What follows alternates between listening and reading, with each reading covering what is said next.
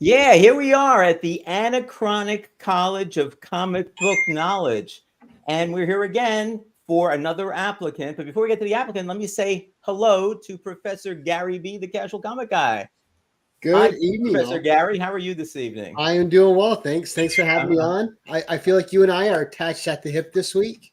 this week has been the Gary and Joe show, even so much so that we went out to Jerry the Jitterbug show where he showed AOKs from both of us on the same show. Right. It's like every night, every day. It's Gary and Joe. And our applicant tonight is a fellow from Pittsburgh, if you couldn't tell from the cap, you know, and a Pittsburgh Pirates fan, big Pittsburgh Pirates fan, which is okay. Except that it brings up these like icky things from the 1960 World Series to me. And, old guys remember that. And it was pretty traumatic for me as a 9-year-old. But anyway, we still love him anyway. Milt is here. Flowers Comics. How you doing tonight, Milt? I'm doing fine. I'm happy to be here. I just hope I don't let anybody down. Well, Impossible. let's talk about who you might let down if you don't answer the questions correctly. And if you're just joining us for the first time, the Anachronic College of Comic Book Knowledge, we have an applicant. Tonight it's Milt. The applicant answers 5 questions. If he answers all 5 questions, well, he gets $5 for his favorite charity for each question he's answered correctly. If he answers all 5, we double it, and the charity gets $50. Isn't that great? And the charity that, Milt, you're going to say something? No, go ahead. Okay. And so you go. And Milt, what's the charity that you're going to be playing for tonight and that hopefully you will not disappoint? Wounded Warriors. Right. The Wounded Warriors Project. So why Wounded? Well, first of all, what does Wounded Warriors do, basically? Who do they help out? Lately, what they do is they help out people who participated over in Afghanistan and in Iraq. And basically, but any soldier out there who gets injured in the line of duty or training, they help out them and their families. That's right. That's right. Right. And so how come, what makes this important to you? Why did you pick this particular? Well, I used to run the where I live, Plumborough's YMCA basketball program. And I just thought it'd be fun to raise a little bit of money from all these parents while their kids are playing basketball. Excellent. And I had the kids go around at the halftime of every game with a bucket, getting change, small bills, etc., for a cause. I started this organization. We called it Hands Helping Hands because the YMCA is a charity in itself. Right. So what we did was we raised money throughout the course of the basketball season, and we raised several $1,000s every winter. Wow. And we would donate that to the Wounded Warrior Foundation. Fantastic. And I haven't done that since I stopped working at the YMCA a couple of years ago. Spent 18 years doing that. That was Wow. a lot of fun. Fantastic. And so this will be nice to do this. And then whenever we made the donation to Wounded Warriors, they would give me gifts like blankets and different things. And we would then give them away to people who needed that during the winter, as well as people. Half went to people who needed it. The other half went to people. We did raffles for people that donated during the game. So we gave it. Fantastic. Oh, that's great. And so this is kind of an extension of that, and they do good work, obviously. So we know that they do good work. And in some ways, the work that they do is somewhat similar to work that's been done by the Tunnel to Towers Foundation.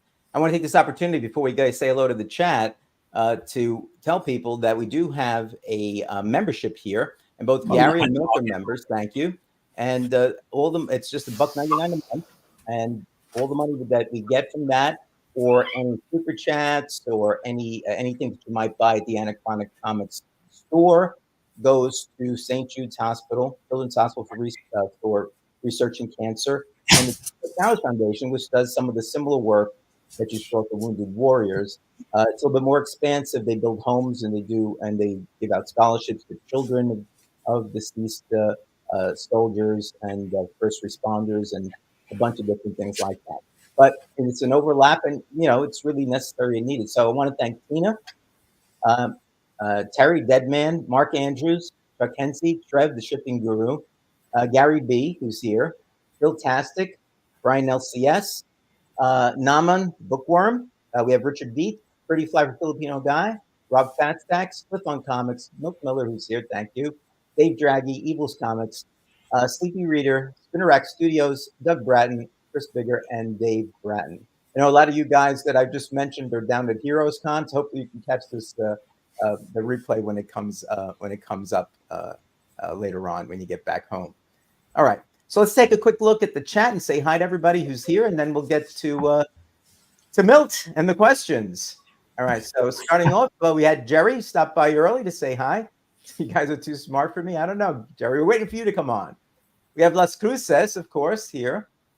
It's my man Steve White from Canada, and let's see who else. Brad Wellborn, another Canadian. All right, it looks like it's Canada here so far. All right, we have Sith Lordly, Spine Ticks. Good to see you. Thanks for stopping by. We have Tina. Yes, how you all doing? Okay, well, we'll see you when you get back, no doubt. All right, they're talking about the Oilers game. Jackson Roykirk. Jackson, thank you for coming on. Appreciate it. Let's see, who else do we have? A lot of hockey fans here.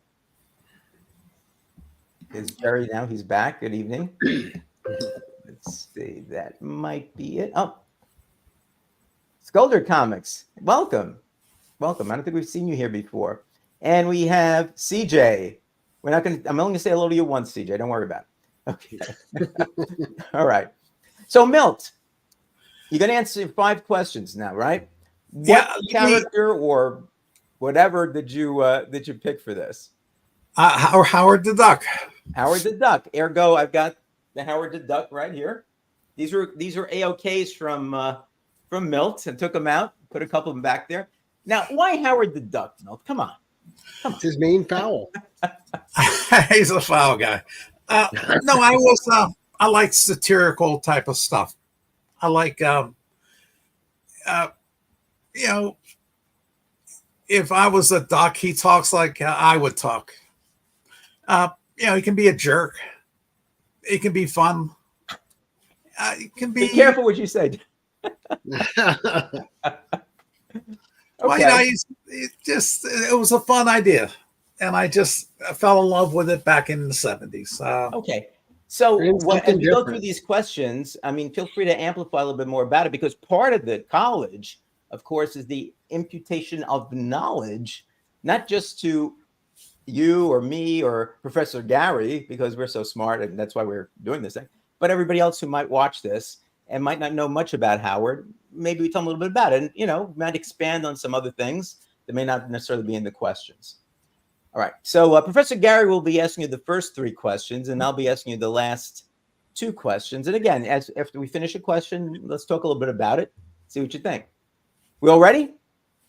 Let's do it. And don't forget, if you need some help, your lifeline is the chat, and the chat is there to help you. Okay. That sounds good to me. So here's question number 1.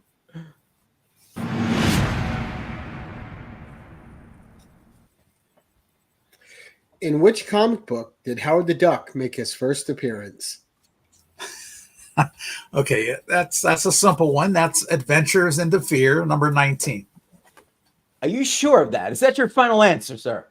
Final answer. And I'll tell you what, I got some books out in advance, so it's right here. There it is. Nice. Now, do you know anything about his first appearance? I mean, why did he appear in that particular Man-Thing episode? What did he do? What? I mean, to me, it sounds like it doesn't make much sense for him to appear there. And it doesn't, but Man-Thing I believe he first appeared in issue number 10. Okay. And the first 4 or 5 issues of Fear that he was in were like individual comics or individual stories, starting with, I believe, number 15 on up to 16, 17, 18, 19. They were all interconnected. They were all connected stories. They could be read individually, but they all had they basically, it talked about the nexus point of crossover dimensions being in the Everglades. Okay. And there was a bad sorcerer named Thog who basically opened up the interdimensional passport. I forget what the name of the bad guys were at this time, but and he brought a bunch of people from. There was a sorcerer named Dakim who was fighting against Thog, who wanted to converge all the interdimensions of the universe, like Earth 616, Earth 66. He wanted to converge them all. Right. Okay. And so and somehow he came over there. Now, my understanding was that Howard was there just for some comic relief in the story, right? But, yes, initially, yes. Yeah. And even after that. But it ended up being kind of a real kind of crowd pleaser. So they brought him back a few times, and eventually, he kind of got his own gig. Yes. And I read somewhere that he's had over 560 issues that he's appeared in different places. So he's not like I have 5 short boxes of Howard the Duck. There you go. There you go. Gary did a special on the 50th anniversary of Howard the Duck. Right. And that was over 2 hours long. And I showed every appearance. There you go. So you got to go to Gary B's channel and check that one out if you want to see some more Howard the Duck comics. Though I'm sure Milt has brought some, so we're going to see some later on. But yeah, so you got $5 so far. You're a big spender there, Milt. You got $5 so far for your charity. Let me just say this: however much money I win, I will match it personally, and I will send it to you to pass along. Okay, well, you can just do it yourself if you want. That's not, you don't have to pass it to me. I feel more comfortable going through you. That way everybody knows. But you mentioned the T2T while I was opening the door over there. Right. That T2T and Wounded Warriors, they go hand in hand. They're very good.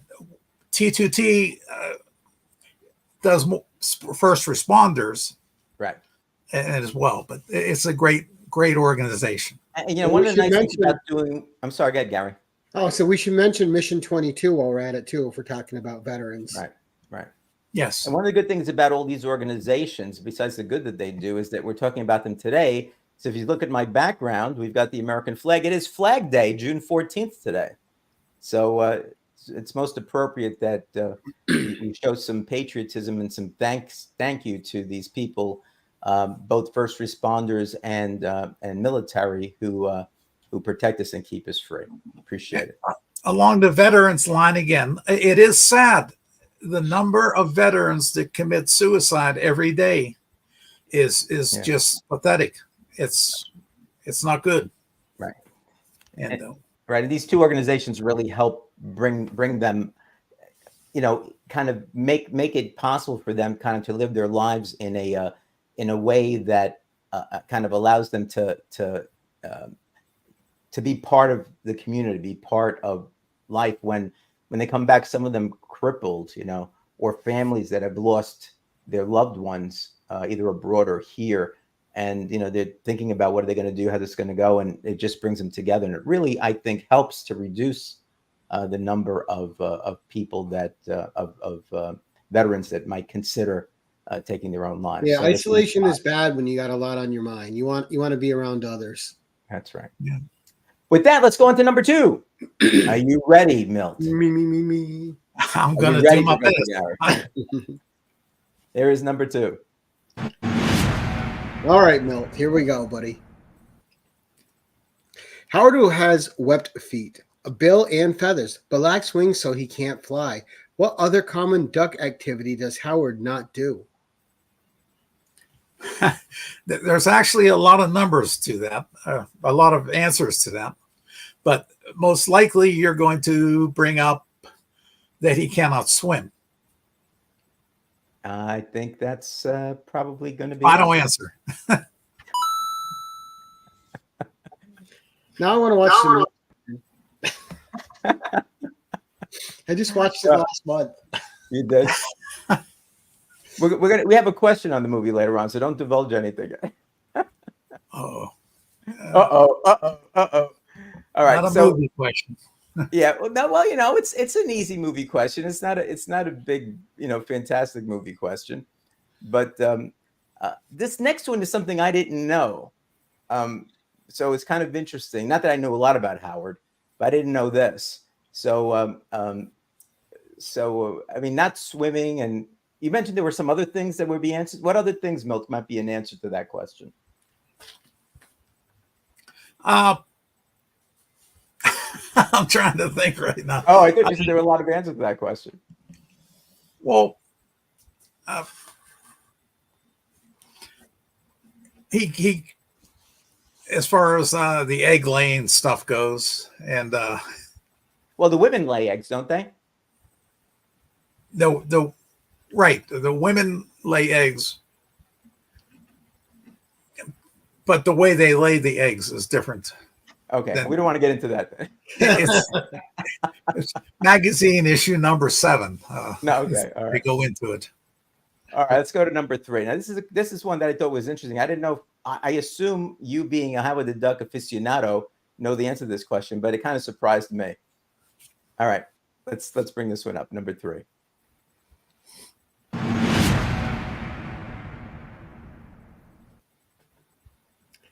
Howard was born into a family of semi-humanoid ducks and native to Earth 791021 and was forcibly pulled to Earth 616 by mystical means. In what Earth 616 city did he eventually settle? The answer is going to be Cleveland, but he also settled in Buffalo for a short time, and he also settled in New York City for a short time. But he spends the majority of his time in Cleveland. Final answer. And you're right. It is Cleveland, Ohio. That's right. So and this was a tough one for me because when I saw that, I said Cleveland, but I did see that he was in different cities and had gone around. But he became. I think this is where he became the detective that we kind of all know him about. Wasn't this where he first started his detective agency? This was also in the movie, Joe. Too. He landed in Cleveland. He also in the movie. Never saw the movie. I'm gonna have to watch it after this. I never saw it because everybody kept saying how bad it was. So it's a great drinking movie. It's a great drinking movie. Yeah. Okay, I'll have to keep that in mind then. So so Cleveland. It's okay.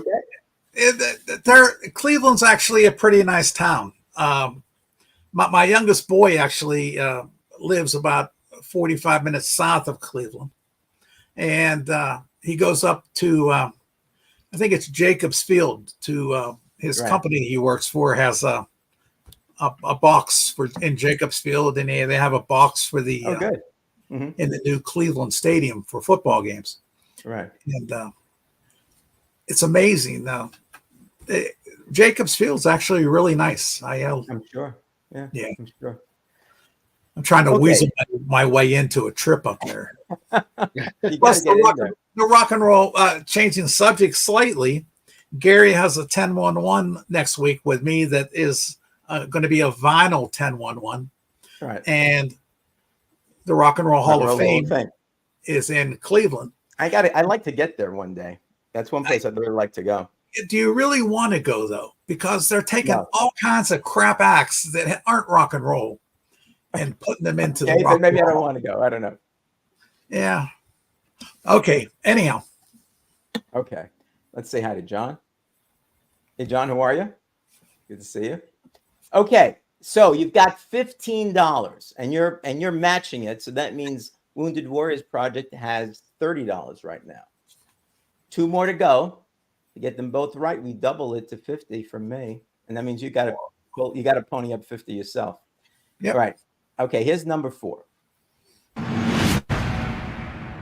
Question 4. The Howard the Duck movie from 1986 is universally considered to be one of the very worst movies ever made. What legendary filmmaker made the film? Well, the answer you're going to have is Lucasfilms for George Lucas, and the fact that they spent more money making this 37 million than they did on, I think, the Star Wars movie that came out right before it, and it ended up losing a shitload of money. Excuse the language. And he actually was in debt, and he had to sell a bunch of stuff. One of the things that he sold, it became I forget what studio it became. One of his studios he sold to the guy that owns Apple Studios. Industrial Light and Magic? No, who owned Apple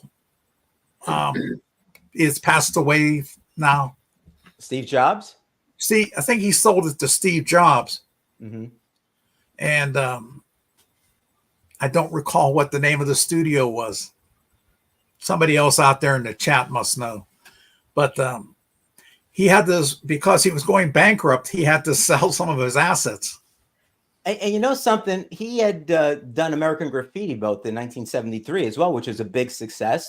Great movie. Great movie. So what was he thinking when he made this movie? What was he thinking? Because, I mean, again, I haven't seen it. Now I'm going to have to watch it since it's a good Pixar movie. What's that? Pixar. Pixar. Okay, yeah. Oh, Pixar. That was the Studios. start of Pixar. I see. Okay. It was resulted in the fact that the movie was so bad. Yeah. Yeah. So, he got 4 Razzies, given for the worst achievements in filmmaking. And he won the Razzie for the worst movie of the year when it came out. That was 1986. And it was the first, if I remember correctly, it was the first real Marvel theatrical movie that came out. I think it was the first movie that involved a character made by Marvel. Right. Okay. Okay. Because there have been Superman movies. I mean, there's been. That's why I said Marvel theatrical movie. It's a Marvel theatrical movie. Yeah. So it was the first Marvel movie, I believe, because it came before Blade came out and all that. It was the first one that came out. Conan came out, but that was done by Marvel, I think, in '82. But Conan was. I see what you're saying. Yeah. What? Okay.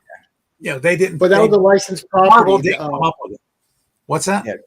I say, Conan was a licensed property, though. This was Marvel's very own property. Marvel's very young. Yeah. Right. Okay. I mean. All right. So, and didn't he just show up in another movie, like a cameo? Was that in Guardians of the Galaxy? Yeah. Yeah. He showed up as a cameo in there. Yeah, he's shown up. What's that? Said him and Cosmo. Yeah, Cosmo's a great character. The Russian dog. I don't know if you're familiar with that. Well, no. All right. So here we are now. It's a Russian dog. Yeah. Cosmonaut. Yes. Cosmonaut, the Russian dog that went up into space. Supposedly. Yeah. Okay, so here we are. We're at the crossroads, Milt. Oh, Christ. I didn't even drink anything. So you got $20 from the Anachronic College of Comic Book Knowledge for the Wounded Warriors Project. All right. And since you're doubling it, that means they've got $40.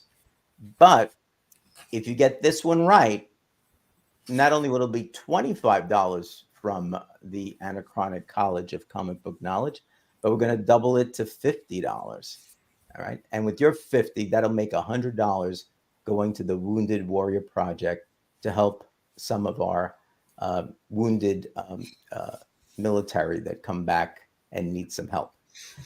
So this is probably the most difficult question that I could come up with, Milt. Oh, you rat.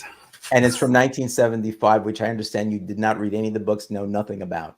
From So I'm 1975? gonna ask, I think it's from 1975. Or did you say volume 5? Volume 5. I'm sorry, that's not volume 5. That's what I meant to say. Volume 5 was 2015. Right, exactly. Okay, that was okay. Go ahead. I'll try. I'll do my best. Well, remember, you can always ask for help. Okay, from the. I hope there's somebody. I hope there's at least 5 people that can help me. All right, so here we go. Here's the question. Are you ready, Mel? I don't want to make you nervous, but are you ready, Mel? I am nervous. I've been nervous this whole damn time. What? Everybody who comes on here, Chris, the comic vet, was sweating the whole time. Well, and he's like a big Spider-Man fan. Right. You would think he was going off to prison. Yeah, it was like, I'm so happy this is over. So damn embarrassing not to get everything right and become the doctor Howard the Duck. All right. So anyway, here we go. Are you ready? And here it comes. I'll give it my damn best. You'll do fine, I'm sure. Oh God, why are you doing this to me? Oh, all right, we'll get it up with. Here we go. Question 5. So after Howard becomes a private investigator, he hires mutated human and shapeshifter Tara Tam as his assistant, as well as an older woman who has been a Marvel Comics staple since 1962. Who is she? Oh God. What's her name? Would you like to use your lifeline and ask the audience? Yeah, come on, audience. You can help him out. Who is this woman here? She's been around since 1962, for Pete's sakes. Can't be too many women. Harry, you're the professor. You can't give out the answers. Oh, oops. All right. Somebody's helping you out. Can you figure it out? Who is it? Oh, I can't see anything on my screen. Oh, that doesn't help you. Should I look in? Let me look in the chat. Well, I turned my phone off. What's that? Let me give you a hint. She has a connection with Peter Parker, the Amazing Spider-Man. Listen, I don't believe that he hired Aunt May. That could be the answer, but I don't recall it. So it's kind of like I'm guessing a cheating answer because it is. And she eventually became part of his deal. Although originally she tried to rob him. In that particular comic book. And then afterwards, he joined them and became part of his detective. Aunt May a robber? Well, I don't have the story. Go ahead. Oh no, I thought you were going to do a Gwenpool question. But, no. But you know what that means?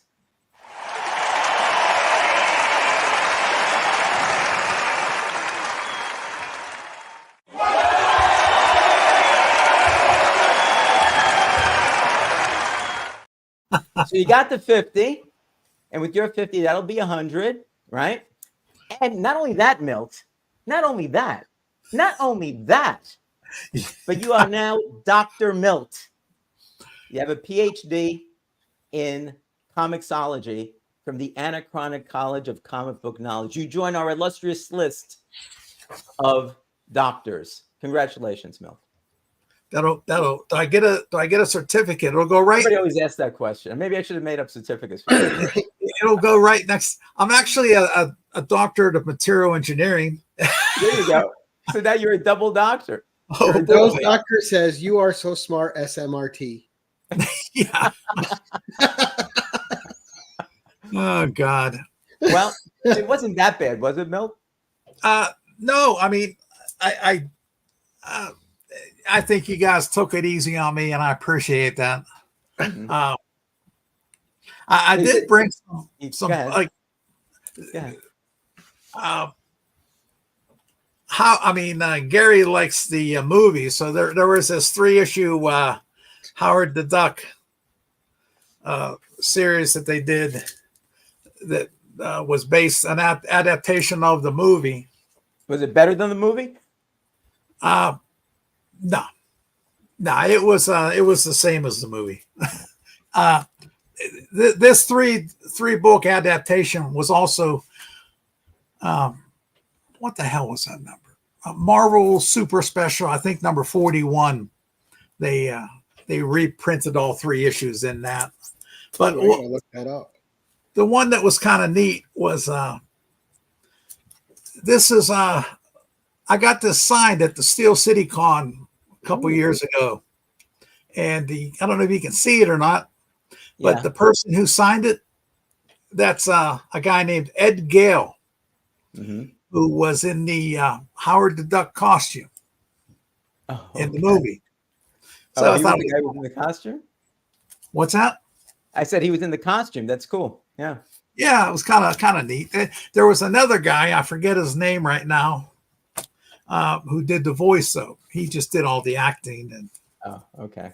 But it was kind of like it's different. And another thing I thought you might ask a question on was when Steve Gerber kind of got kicked off of Marvel because he was missing deadlines right and left. Right. Then a lawsuit began between him and Marvel about some other things, but he went next door to Eclipse and did this magazine with like Jack Kirby helped with the cover. I saw that. Yeah. Destroyer Duck. Yeah. And Destroyer Duck actually became a character with Image. And after it got done with Eclipse, and they teamed up Destroyer Duck and Savage Dragon. Right. And the two of them actually were in Cleveland teaming up at the same time with Spider-Man and Howard the Duck in a cross. And I did see that as I was doing the research there, but it was like over my head. So it wasn't something I thought I could make a question up about. Well, let's just say that it was interesting. Okay. And then what else here? And there was the Quack one too, right? The Quack. Yes, there was a Quack book back in that was earlier though, I believe. Let me just. Now, was that Howard the Duck and Quack or another knockoff? That was another knockoff. And I have a list and list. Quack was a 6-issue run in 76 and 77 by Star Reach Comics, an underground company. And they kind of, it was a knockoff of Howard the Duck, lasted 6 issues. This, people weren't aware, but the, where the hell is that? I don't know. You know that Jackson, he's doing a lot of talking, but he's not coming on to get his own doctorate, Joe. I know. The Jackson there is like, yeah. He's doing a lot of quacking. He's doing a lot of quacking. And this, of course, has always been one of my favorites. This is that's a great one. Howard the Duck number 8, and that's when he ran for president. Ran for president. Yep. He was on the all-night party ticket. That's just a clever little cover. Yeah, I mean, I've got pins that I remember sending away from back then. It's just part of the Howard collection. Did they ever make a Howard the Duck coin when they used to make the coins? I've got to be honest. I don't know. I don't have one. So if they do, that would be great. But I just sent them down a rabbit hole looking for a Howard the Duck coin. One thing I should have brought up, I was just looking around some Howard the Duck stuff I have. When the movie came out, there was also a video game that came out for I think the Commodore system. Oh, okay. So there's a Howard the Duck video game. Adventures on Volcano Island, I think it's called. Oh wow. It's a floppy disk type of thing, type of game system. But the box is kind of neat. That's what makes it neat. Yeah, that makes it neat. So, but yeah, there's tons of Howard the Duck stuff. Well, I have a question. I was, I do the research on this, and I've done it on characters, like for Dr. Afra, who I knew nothing about. Doug Bratton wanted me to do it on cartoon strips, so I had to look up stuff there. I didn't know anything about, and I tried to come up with answers. I came up with two different things having to do with Howard that I could not easily find on the internet. I mean, I was looking, again, I didn't spend a ton of time, but I looked to see if I could find something about it. Not so much to ask you a question about it, but it just interested me. I understand that these two things. First of all, that Howard the Duck showed up in a Pretenders song. Did you know that? Which I'm a big fan of the Pretenders. I don't know which one. That's what I'm saying. It's like I always thought Howard the Duck and Mr. Stress both stayed trapped in a world that they never made, which is Howard's tagline. Yeah. So, what song is that in again? Say? What song? What Pretender song is that? No, I don't know. That's my point. I'm trying to look it up for you right now, actually, because I want to know too. Okay. Yeah, that was I always thought Chrissy Hynde, the lead singer for the Pretenders. Yeah. I always thought she had the most sultry voice of almost any lead singer in the past 30, 40 years. It's a song called Precious. Precious. That's on the first album. Okay. Interesting. Now I'm going to go listen to the damn thing. I'm going to do the same.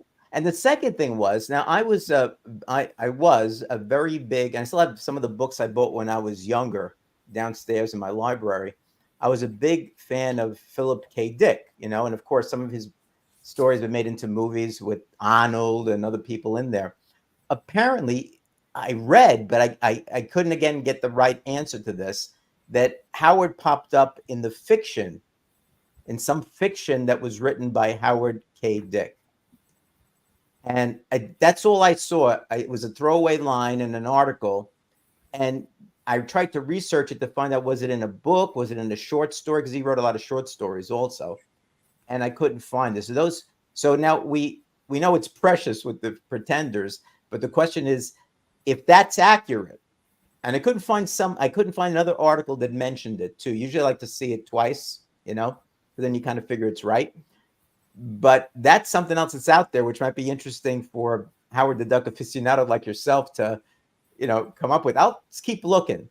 But so it's Philip K. Dick in one of his stories. Again, I don't know if it's a short story or written. Apparently, this one author of the article said that he appeared in one of his writings. So kind of interesting. Yeah, Jackson Roykirk had the Precious also. Let's see, what's this? Yeah, that's the F off at the end. The sultry Hines. Yeah, so that's the other thing I'll bring up to you. Those are two things that I came across. We've got one solved, but the other one I couldn't find anything about it. So I ran like as many searches as I could with Philip K. Dick and Howard the Duck and things like that. And I could have just missed it. But I did it for a bit of time one afternoon trying to find the thing, and I couldn't find it. But I thought that was kind of interesting. It looks like it might be from the Transmigration of Timothy Archer from Philip K. Dick. The Transmigration? Now, how did you find that out, Gary? I Googled Howard the Duck mentioned in what Philip K. Dick book. That's I did that and I didn't see it. What was it called? The Transmigration of Timothy Archer. Now that's what came up. I don't know if it's in there, but that's what came up. I did come across that. Okay. But I didn't pull it out, obviously. And then I tried to find something that said the same thing and I couldn't. But that means now I have to pull out the story and read it, see where it's mentioned, see if it's mentioned. Like I said, I tried to find something else that might say the same thing. And I saw that Transmigration of Timothy Archer, but there was nothing about that particular story when I researched that story that talked about Howard the Duck. So Watch it be wrong. Watch Google just gave me that one for. it could be right, because like I said, it did come across, but I couldn't find the second thing, and I didn't have the. I went downstairs to see if I had it in one of my books, and I didn't have that particular story there, so I didn't bother, trying to find it. So those are two kind of interesting facts, which would have been Yes. which would have been interesting questions that nobody would know the answers to.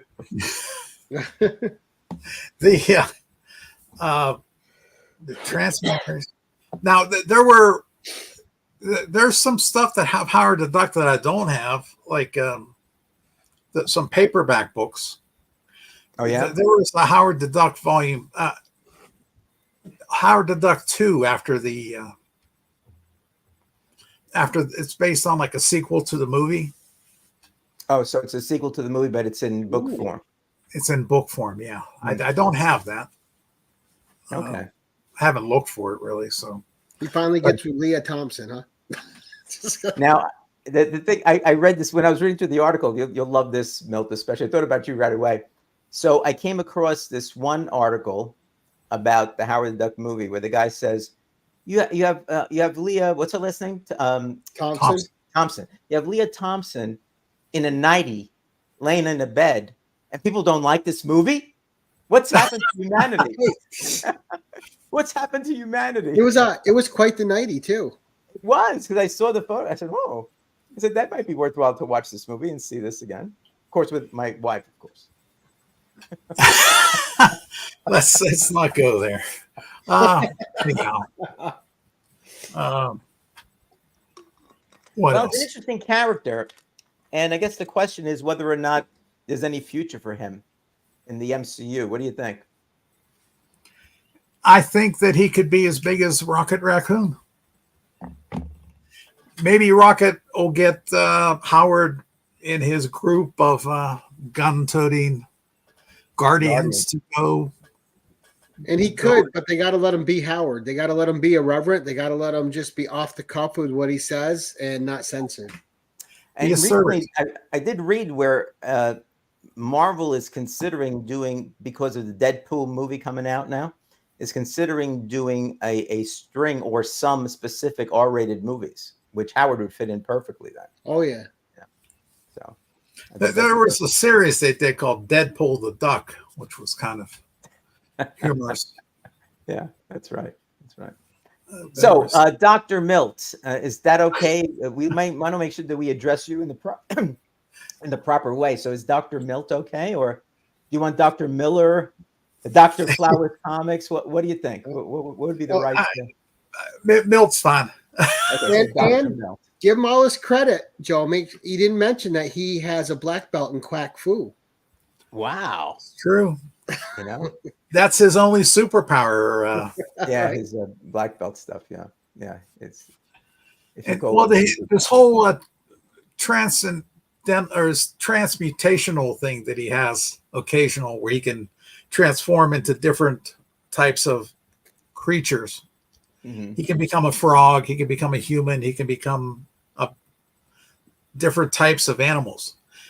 That occur. He was bestowed that power, and whether he still has it or not, I'm not sure. Well, that's it. I think did he just have that power temporarily or something like that? Again, I'm not reading that. Yeah, Jennifer Cow, who was a sorcerer's apprentice, gave him that power at one time. All right.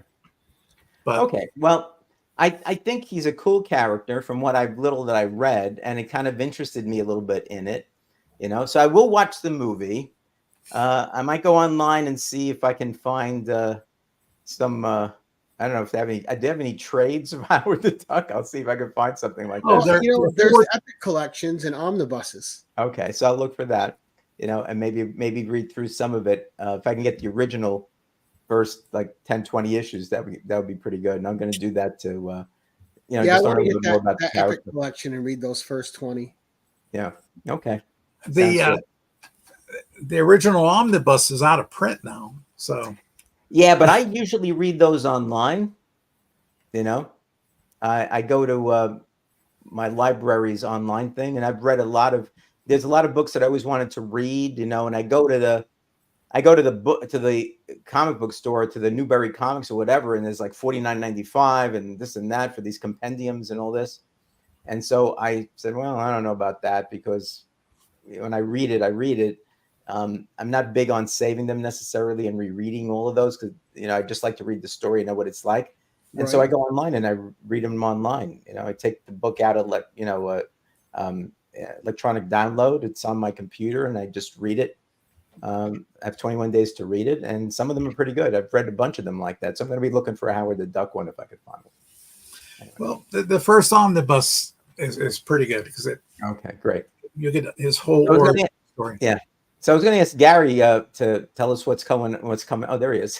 I'm here. I was going to try to show you an Epic collection, because I have the Man-Thing ones, and they're beautiful, Joe. They read incredible. Okay. So Gary, what's coming up on your channel now besides Milt? All right. So, I'm not going to go on Gary's channel now. And that'll Milt next Tuesday on the first all vinyl 1011 and comics, of course. And then we have Pocan Joe on Thursday the 20th doing all military books 1011. That's going to be great. So a couple first in next week. On the 21st, we have John and Cliff with me, and the three of us are discussing the top 10 storylines that changed comics, good or bad. Right. All right. And then, of course, on the end of the month, we have Steve the Voice White on the 25th. And then we have Jerry the Jitterbug making his first the 1011 appearance on the 27th. That'd be great. So he's done, like I said, he's done two of In the Hot Seat, but this is going to be him showing books, which is something will be a first for people that are Jerry the Jitterbug fans. And he'll show up and look better than all of us, so just be prepared. Yep, good looking guy. Another lawyer too, so he's a good man.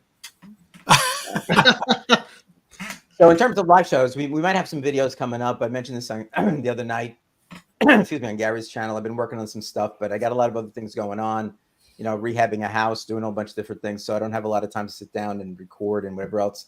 But in terms of live shows, we do have a week from tonight. We do have the Espresso Mail Call. Milt will be there, along with Trev and Mark and Chuck and Philtastic. I think it might be another 2-hour one. I'm not sure. We have all these people coming on that particular day.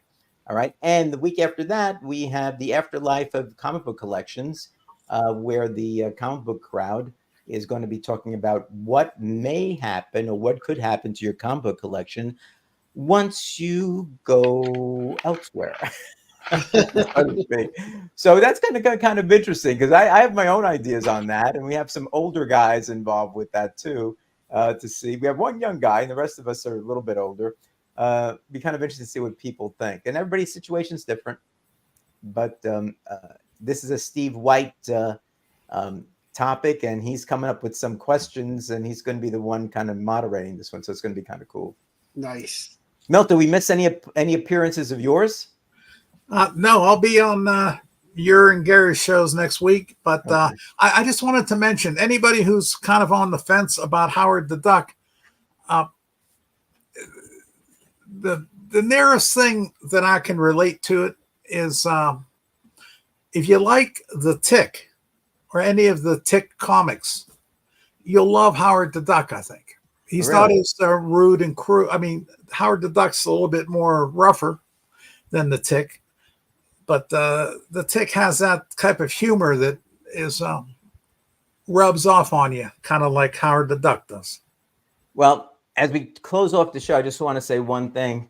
Howard the Duck is kind of neat. It's kind of neat, So anyway, so I want to thank Milt. I'm sorry. I'm Dr. Milt. I want to thank Dr. Milt. Professor Gary, I need my certificate. You got to get those certificates. All right. I figured if I make certificates, people just throw them out. But I'll make you a certificate. All right. So anyway, and thank you, Professor Gary. Chat, thank you so much for showing up. Even you, Jackson, I appreciate you showing up. And with that, we'll see you again real soon. Take care. Bye-bye.